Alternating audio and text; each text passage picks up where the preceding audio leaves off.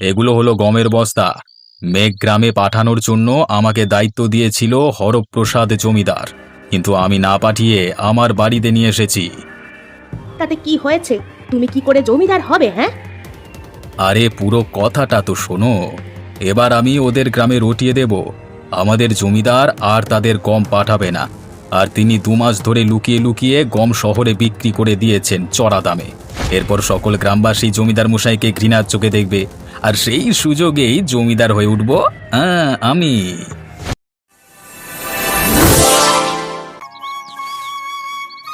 তুমি সাত সকালে উঠে কি করছো বলো তো? কাজ কাম নেই নাকি? এই তো গিন্নি, কটা গাছ লাগাচ্ছি, বড় হলে ফল দেবে। সে তুমি যে রাজকার্যই করো না কেন, সেটা আমার দেখার দরকার নেই। ঝাঁট দিয়ে দি, স্নান করতে যাব। তা গিন্নি, এত সকাল সকাল এত চটে গেছো কেন তুমি? না, চটে যাবে না। রান্নাঘরে একবার ঢুকে দেখো, রান্না করার কিছুই সরঞ্জাম নেই। ও আচ্ছা, তুমি এজন্য রেগে আছো? এতে রেগে যাবার কি আছে, আমি বাজার করে নিয়ে আসছি। তোমার মুরদ আমার জানা আছে। ওই তো নিয়ে আসবে কুচো মাছ আর কিছু সবজি, তাও ভালো নয়। এদিক ওদিক বাদ দিয়ে রান্না করতে হয়। তুমি ওইভাবে বললেই হবে নাকি? যেরকম বেতন পাই সেই অনুযায়ী তো চলতে হবে, না হলে সারা মাস আমাদের চলবে কি করে? তা সারাদিনই তো তোমার জমিদার মশাইয়ের কাছে পড়ে থাকো। গিয়ে বলো না বেতন কিছুটা বাড়াতে। আমি বললেই বেতন বাড়িয়ে দেবে নাকি? আরও তো অনেক সদস্য আছেন, আমার বেতন বাড়ালে সকলেরই বাড়াতে হবে। তাহলে সকলেরই বাড়িয়ে দিক, সবার ভালোই হবে। এই তুমি চুপ করো তো। পুরো গ্রামটিকে চালাতে হয়, আমাদের বেতন বাড়ালে সারা মাস গ্রাম চলবে না। আর তোমাকে বলে এসব লাভ নেই, তুমি বুঝবেও না। আমি তো কিছুই বুঝি না, তুমি সব জেনে বসে আছো। আমি বাজারে চললাম, প্রতিদিনের মতোই কুঁচো মাছ আর সবজি নিয়ে আসবো। তাতে তোমার খেতে ইচ্ছে হলে খেও, না হলে খেতে হবে না। হ্যাঁ, এখন তো বলবেই। বাবা আমার বিয়েটা যে কেন দিয়েছিল? জমিদারের সহকারী, অত টাকা পয়সা। টাকা পয়সা আছে না ছাই। আমি কি করব যদি গ্রামের অবস্থাই এরকম হয়? জমিদার মশাইয়ের পরই আমার স্থান, এর থেকে কত বড় মানুষ হব? কেন সহকারী হতে হবে? জমিদার হয়ে যেতে পারো তো। আয়েশ করে থাকবে। আরে বললেই কি জমিদার হয়ে যাওয়া যায় নাকি? কেন যায় না? আলবাত যায়। কি করে শুনি? সবাই আমাকে জমিদার মানবে না। জমিদার মশাইয়ের বদনাম করতে শুরু করো।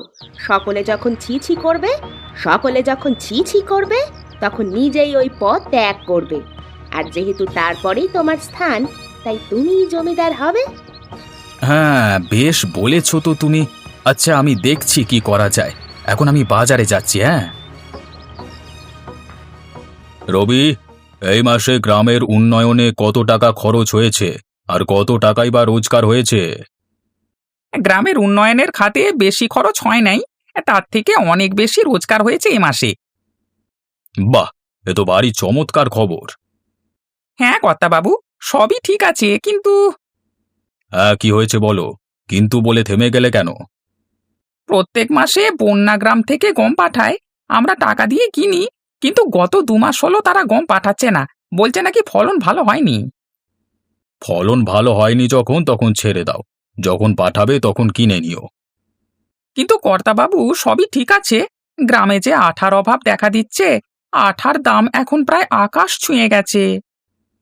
কি আর করা যাবে, কটা মাস একটু কষ্ট করে কাটাতে হবে। আমার বন্ধু হরপ্রসাদ পরিস্থিতি ঠিক করলে ঠিক কম পাঠিয়ে দেবে। আমাদের গ্রামের ধান ওই গ্রামে তাহলে নিয়মিত যাবে তো? হ্যাঁ, কেন যাবে না? ওদের গ্রামে সংকট চলছে, এই সময় আমরাই তো পাশে থাকব। আমাদের বিপদের সময় ওরা থাকবে, এটাই তো বন্ধুত্ব। আচ্ছা কর্তাবাবু, আপনি যেমনটি বলছেন ঠিক সেরকমটি হবে। আজ আমি এখন তাহলে আসি।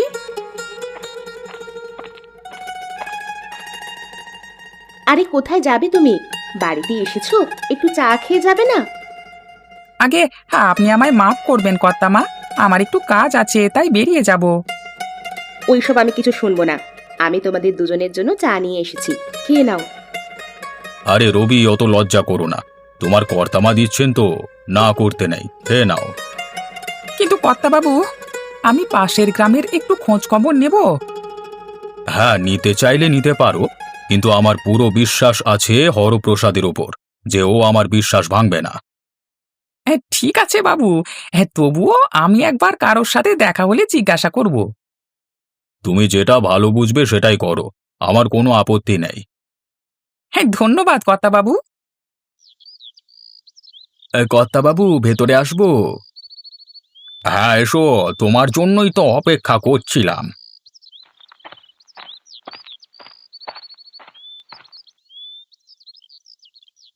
আমার জন্য অপেক্ষা করছিলেন? কেন, কিছু কাজ আছে নাকি? হ্যাঁ, এখন শুধু কাজ নয়, অনেক কাজ। গত মাসে আমরা মেঘ গ্রামে কোনো গম দিতে পারিনি, তাই এ মাসে দিতে হবে। আগের তুলনায় বেশি গম দেব। গরুর গাড়িতে বস্তা বোঝাই করা আছে, তুমি গাড়িওয়ালাদের সাথে একটু যেও, কেমন? আগে কর্তাবাবু, কেন যাব না, নিশ্চয়ই যাব। এবার সব কিছু ঠিকঠাকভাবে পৌঁছে দেবে আমার মিত্রের বাড়িতে, কেমন? হ্যাঁ, এ তো মেঘনা চাইতি জল। এবার এই বস্তা বস্তা গম ঢুকিয়ে দেব আমার বাড়িতে, আর মেঘ গ্রামের বাসিন্দাদের বলে দেব আমাদের জমিদার মশাই তাদের আর গম দেবে না।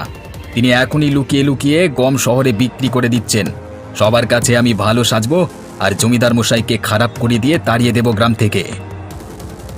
কি গো আদিত্য, অত কি ভাবছো? তোমার যাওয়ার ইচ্ছে আছে তো? জি জমিদার মশাই, বলুন। বলছি, তোমার যাওয়ার ইচ্ছে আছে তো? ইচ্ছে না থাকলে যেও না, অন্য কাউকে পাঠিয়ে দিচ্ছি। না জমিদার মশাই, আমি যাব। আমার কর্তব্য আমি পালন করব। আপনার কথা অমান্য করতে আমি চাই না। তাহলে তুমি বেরিয়ে পড়ো। বাইরে গরুর গাড়ি বোঝাই করা গমের বস্তা আছে, তুমিও গাড়িতে উঠে পড়ো। সাবধানে যেও, আর সবকিছু ঠিকঠাকভাবে হিসেব নিকেশ বুঝিয়ে দিয়ে এসো কিন্তু, হ্যাঁ? আপনি একদম চিন্তা করবেন না, আমি আমার দায়িত্ব খুব ভালোভাবেই জানি। বাবা, তাহলে এসো এখন, কেমন? এই চল, গাড়ি ছাড়, অনেক দূরে যেতে হবে। এই তো গাড়ি ছেড়িয়ে দিয়েছি, আপনি বসুন। তমাল, তোর সাথে একটি জরুরি কথা আছে আমার। এই কথাটা তুই যদি কাউকে বলিস তাহলে তুই আর বেঁচে ফিরবি না, মনে রাখিস। কি কথা বাবু? আমি কাউকে বলবো না। এই গরুর গাড়ি মেঘ গ্রামে যাবে না, তুই আমার বাড়িতে নিয়ে চল। এই কথাটা কাউকে বলবি না। হ্যাঁ, এর জন্য তোকে আলাদা করে অনেক টাকা দেব। মুখ একদম বন্ধ রাখবি বলে দিলাম। এ কি বলছেন আপনি? আমায় তো জমিদার মশাই বললেন যে মেঘ গ্রামে পৌঁছে দিতে। তোকে অত ভাবতে হবে না, আমি যেটা বলছি সেটাই কর, তার জন্য মোটা টাকা পাবি। এ কি বলছেন আপনি? আমি এ কাজ করতে পারবো না, আমায় মাফ করেন। মনে হচ্ছে তুই তোর জীবনকে ভালোবাসিস না। এই, তুই এখন অনেক ছোট রে, অনেক ছোট। আমি যেটা বলছি সেটা শোন, তোর পক্ষেও ভালোই হবে, কেউ কিচ্ছু জানতে পারবে না। আচ্ছা বাবু, আমি আপনার কথা মতোই কাজ করব। আপনার বাড়িতে গাড়ি ঢুকিয়ে দিচ্ছি। এই তো ছেলে বুঝে গেছে দেখছি, হ্যাঁ?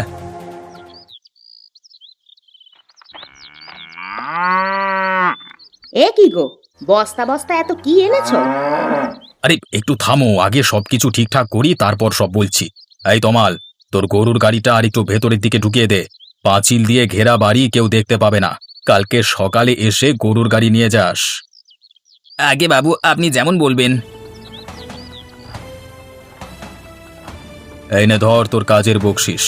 আর হ্যাঁ, এই কথাটা যেন কেউ জানতে না পারে, না হলে তোর খবর আছে বলে দিলাম। কেউ জানতে পারবে না বাবু। কালকে সকালে এসে আমি আমার গরুর গাড়ি নিয়ে যাব, বস্তাগুলো নামিয়ে রাখবেন। আমি সব ঠিকঠাক করে দেব, তোকে অত ভাবতে হবে না। শুধু এইটুকু মাথায় রাখিস, কেউ যেন কিছু জানতে না পারে। না না, কেউ জানবে না।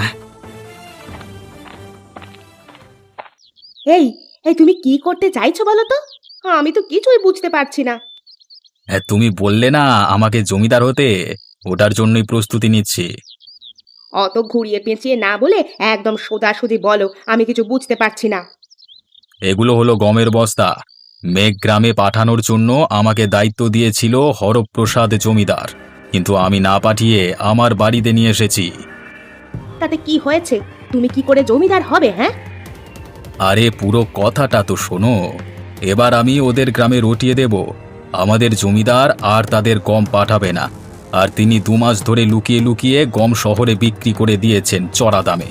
এরপর সকল গ্রামবাসী জমিদার মশাইকে ঘৃণার চোখে দেখবে, আর সেই সুযোগেই জমিদার হয়ে উঠব আমি। এ তো তুমি বেশ ভালো রকমই ফোন দিয়ে এঁটেছো। তোমায় আর জমিদার হওয়া থেকে আটকায় কে? শুধু দেখলেই হবে, মাথাটাও তো খাটাতে হবে নাকি? এখন চলো তো দেখি, আমাকে কিছু খেতে দাও, বেশ ক্ষুধা লেগেছে। হ্যাঁ হ্যাঁ, ভিতরে এসো, আগে খেতে দিচ্ছি।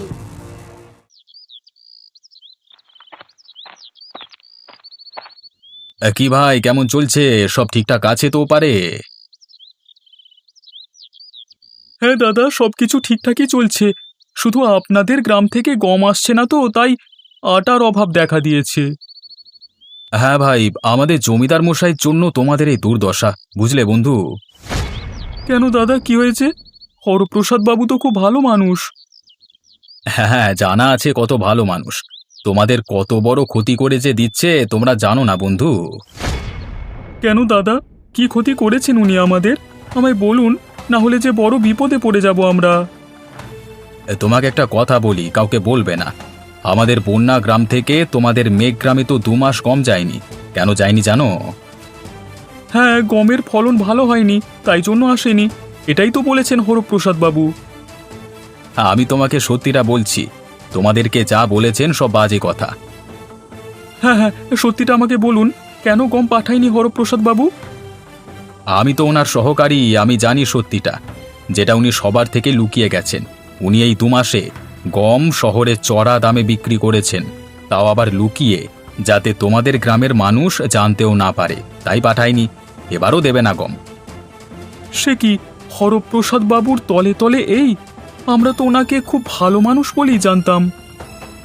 আমি বললাম বলি তুমি জানতে পারলে, না হলে আর পারতে? জানিয়ে দিয়েছেন, ভালো হয়েছে, না হলে আমাদের গ্রাম তো খুব সংকটের মুখে পড়তো। এই কথাটি আমি বলেছি কাউকে বলবে না কিন্তু, তাহলে আমার কাজ চলে যাবে। আপনি চিন্তা করবেন না বাবু, আমরা ঠিক একটা ব্যবস্থা নেব। এখন আমি চলি।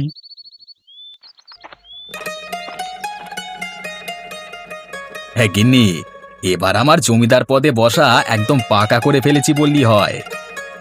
কেন গো, কি এমন করেছো যে তুমি জমিদার হয়ে যাবে? হ্যাঁ, জমিদারের নামে পাশের গ্রামে যা বদনাম দিয়েছি না, এবার সবাই ছি ছি করবে। সবার চোখে ভালো সাজবো আমি, জমিদারের পদ পেয়ে যাব আমি। যাকগে, ঠাকুর ঠাকুর করে একবার যদি জমিদার হয়ে যেতে পারো, তাহলে আমাদের অবস্থার উন্নতি আর কেউ রুখতে পারবে না। এবারে যে চালটা চেলেছি না, আমার আর জমিদার হওয়া থেকে আটকায় কে? আমাদের সব স্বপ্ন এবার পূরণ হবে। আমরাও বড় মহলে থাকবো, ভালো ভালো খাবার খাবো। আরে হ্যাঁ হ্যাঁ, জমিদারেরা যা করে সবই আমরা করব। কর্তাবাবু, এবারে আমাদের ধান চমৎকার হয়েছে, অনেকটা পরিমাণ পাঠিয়ে দিয়েছি বন্যা গ্রামে। বাহ, ভালোই করেছো। আমার বন্ধুর গ্রাম বলে কথা, সাহায্য তো করতেই হবে। ছোটবেলায় আমার পরম মিত্র ছিল হরপ্রসাদ। কর্তাবাবু, কর্তাবাবু, একটি ভয়ঙ্কর খবর আছে কর্তাবাবু, ভয়ঙ্কর খবর। আরে আগে তুমি শান্ত হয়ে বসো একটু, তারপর কথা হবে। বসা বসে ছাড়ুন, কি হয়েছে শুনুন। আচ্ছা আচ্ছা, তুমি বলো কি ভয়ঙ্কর খবর। সকালবেলায় নদীর পাড়ে গিয়েছিলাম, ওপার থেকে হরপ্রসাদ বাবুর সহকারী আদিত্যবাবু আমায় কি সাংঘাতিক খবরটাই না দিলেন। খবরটা কি? ওদের গ্রামে কি কিছু খারাপ ঘটনা ঘটেছে নাকি? সাহায্যের প্রয়োজন? না জমিদার বাবু, না, ওসব কিছু নয়। আমায় বললেন, গত 2 মাস আমাদের গ্রামে যেই গম আসেনি, সেই গম নাকি হরপ্রসাদ বাবু লুকিয়ে লুকিয়ে শহরে চড়া দামে বিক্রি করে দিয়েছেন, এবারেও গম আসবে না। মুখ সামলে কথা বলো। তুমি কার সম্বন্ধে কি অভিযোগ দিচ্ছ ভেবে দেখেছো? জমিদার বাবু, ভাবার কিছু নেই, আমিও প্রথমে বিশ্বাস করিনি, কিন্তু উনি ওনার সহকারী, তিনি আমাকে নিজে এসে বললেন। আমার ছোটবেলার মিত্র হরপ্রসাদ শেষ পর্যন্ত আমার সাথে বেইমানি করলো। কটা টাকার লোভে সে আমাকে কম বিক্রি করলো না। ঠিক আছে, আমি এক্ষুনি একটা পত্র লিখে দিচ্ছি, পৌঁছে দেওয়ার ব্যবস্থা কর রবি। আজ্ঞে কর্তাবাবু, কিন্তু কর্তাবাবু, আমার একটা খটকা লাগছে, অভয় দিলে আমি বলতে পারি। হ্যাঁ বল, কি বলবি? কর্তাবাবু, আমার কি মনে হচ্ছে জানেন, এগুলি সব মন গড়া গল্প কথা। হরপ্রসাদ বাবু ওরকম স্বভাবের মানুষ নন যে আমাদের সাথে বেইমানি করবেন। আমায় যে তাহলে আদিত্যবাবু বললেন এই কথাগুলি? ভাই, এগুলি সব আদিত্য নিজের স্বার্থ চরিতার্থ করবার জন্য বলেছেন। হ্যাঁ জমিদার বাবু, আমরা কালকেই বন্যা গ্রামে যাব। আমাদের খোঁজ নেওয়াটা খুবই দরকার। এইভাবে কাউকে ভুল বোঝাটা আমাদের উচিত হচ্ছে না। হ্যাঁ, আমি বেশ উত্তেজিত হয়ে যাচ্ছি। কারোর সম্বন্ধে সঠিক তথ্য না জেনে এইভাবে সন্দেহ করা উচিত নয়। আচ্ছা রবি, কাল তুমি আমার সাথে যেও বন্যা গ্রামে, গিয়ে পর্যবেক্ষণ করে দেখে নেবে কে দোষী। কালই জানা যাবে বিশ্বাসঘাতক কে, আদিত্য নাকি হরপ্রসাদ বাবু। না না, এটা একদমই হতে পারে না। আমি বিশ্বাস করি না যে হরপ্রসাদ বাবুর মতো এত ভালো মানুষ এই বিশ্বাসঘাতকতা করবেন। কর্তামা, আমাদের কারোরই এই কথাটি বিশ্বাস হচ্ছে না। কালকে যাব, গিয়ে ভালোভাবে পর্যবেক্ষণ করে তবেই সিদ্ধান্ত নেব আমরা। এই কথাটা কেউ জানতে পারবে না। হ্যাঁ, এটাই ভালো হবে। কাউকে না জানিয়ে হঠাৎ করে গিয়ে প্রশ্ন উত্তর করো। যে দোষী সে থতমত খেয়ে যাবে। কর্তামা, আমিও এই পরিকল্পনাই করেছিলাম। আচ্ছা কর্তাবাবু, আমি এখন আসি তাহলে, সকাল সকাল বেরিয়ে পড়ব। আদিত্য, তুমি ঠিকঠাকভাবে গমের বস্তাগুলি পৌঁছে দিয়েছো তো লালমোহনের কাছে? জি কর্তাবাবু, আপনার আদেশ কি আমি অমান্য করতে পারি? না না, তোমার উপর আমার পুরো বিশ্বাস আছে। আপনি বিশ্বাস করিয়ে যান আর আমি জমিদার হওয়ার প্রস্তুতি নিই। আদিত্য, তুমি কিছু ভাবছো নাকি? কি যেন বিড়বিড় করছো? আগে না না, কিছু না। আরে আরে লালমোহন যে, হঠাৎই যে না জানিয়ে চলে এলে। ভালোই করেছো, অনেকদিন দেখা সাক্ষাৎ হয়নি। বসো বসো। না, আমি তো এখানে বসতে আসিনি। আমার একটি জরুরি কাজে এখানে এসে উপস্থিত হয়েছি। আগে বাবু, কি জরুরি কাজ? আমায় বলুন, আমি এক্ষুনি সবকিছু করবার ব্যবস্থা করছি। থাক আদিত্য, তোমায় আর কিছু করতে হবে না। যা করবার আমি নিজে করব। কিছু হয়েছে নাকি বন্ধু? তুমি এরকম ব্যবহার করছো কেন? অনেক কিছু হয়ে গেছে, অনেক কিছু। তাই এরকম ব্যবহার করতে আমি বাধ্য হচ্ছি। রবি, তুমি তোমার কাজটা শুরু করো। হরপ্রসাদ বাবু, আমি আপনাকে কিছু প্রশ্ন করব, তার সঠিক উত্তর দেবেন তাহলেই হবে। প্রশ্ন? আচ্ছা, কি প্রশ্ন আছে বলো, আমি উত্তর দেবার চেষ্টা করব। আপনি গত 2 মাস আমাদের গম পাঠাননি কেন? আমাদের গ্রামে গমের ফলন ভালো হয়নি, তাই 2 মাস পাঠাতে পারিনি। সেই বাবদ এ মাসে আমি আরও কিছু বেশি বস্তা গম পাঠিয়ে দিয়েছি আপনাদের। তুমি আমাদের গম পাঠিয়ে দিয়েছো? হ্যাঁ, আমি তো আগামীকালই আদিত্যর হাত দিয়ে আপনাদের মেঘগ্রামে পাঠিয়ে দিয়েছি। কিন্তু আমাদের কাছে তো কোনো গমের বস্তা যায়নি। আদিত্য, অতগুলি গমের বস্তা গেল কোথায়? আমি তো জানি না কর্তাবাবু। জানো না মানে? তুমি তো নিজে যাবে বললে। হরপ্রসাদ বাবু, অত উত্তেজিত হবেন না। যেই গরুর গাড়ি করে আপনি গম পাঠিয়েছিলেন তার চালককে ডেকে পাঠান। ডেকে পাঠানোর কোনো প্রয়োজন নেই। আমি নিজে যাব তোমাদের বাড়িতে। দয়া করে একটু আসুন আমার সাথে। তমাল, বাড়ি থেকে বেরিয়ে এসো। কি কথা বাবু, আপনি আমার বাড়িতে, মানে কি সৌভাগ্য আমার, মানে। ওসব পরে হবে, আগে তুমি আমায় বলো, কালকে যে গমের বস্তা বোঝাই করে গরুর গাড়ি নিয়ে গেলি সেটা কোথায় রেখে এসেছিস? মিথ্যে কথা বলবার চেষ্টা করবি না বলে দিলাম। তোর কাজ তো যাবেই, সাথে সাথে গ্রাম ছাড়াও করব। কথা বাবু, আমি আপনাকে সব সত্যি বলছি। আমাকে আদিত্যবাবু বলেছিলেন সব গমের বস্তা তার বাড়িতে রেখে আসতে, কাউকে বলতে বারণ করেছিলেন। তার জন্য আমাকে 1 থলি টাকা দিয়েছিলেন। জমিদার মশাই, দেখলেন তো, আপনি দুধ কলা দিয়ে কাল সাপ পুষেছেন, যে কিনা ছোবল দেবে বলে প্রস্তুতি নিচ্ছে। যাকে আমি এত বিশ্বাস করলাম সে কিনা আমার বদনাম করলো। আদিত্য, এই গ্রামে তোমার আর কোনো জায়গা নেই। এক্ষুনি বেরিয়ে যাও। কর্তাবাবু, এরকম বলবেন না। আমি আর কোনো কথা শুনতে চাই না। দূর হয়ে যাও আমার চোখের সামনে থেকে। আমি বলেছিলাম না জমিদার বাবু, হরপ্রসাদ বাবু ওরকম মানুষই না। হ্যালো এভরিওয়ান, আসসালামু আলাইকুম। আমাদের শিয়াল মামা টিভি চ্যানেলে যদি নতুন হয়ে থাকেন তাহলে আমাদের চ্যানেলটি সাবস্ক্রাইব করে পাশে থাকা বেল আইকনটি বাজিয়ে দিবেন। আমাদের এই চ্যানেলে নতুন নতুন শিক্ষামূলক বাংলা কার্টুন ভিডিও আপলোড দেওয়া হয়, যেগুলো দেখতে অনেক সুন্দর লাগে, ভালো লাগে। আমাদের এই চ্যানেলে নতুন হয়ে থাকলে আমাদের চ্যানেলটি সাবস্ক্রাইব করে পাশে থাকা বেল আইকনটি বাজিয়ে দিবেন। আমাদের এরকম নতুন নতুন ভিডিও পাওয়ার জন্য আমাদের চ্যানেলের সাথে থাকুন। সবাইকে ধন্যবাদ।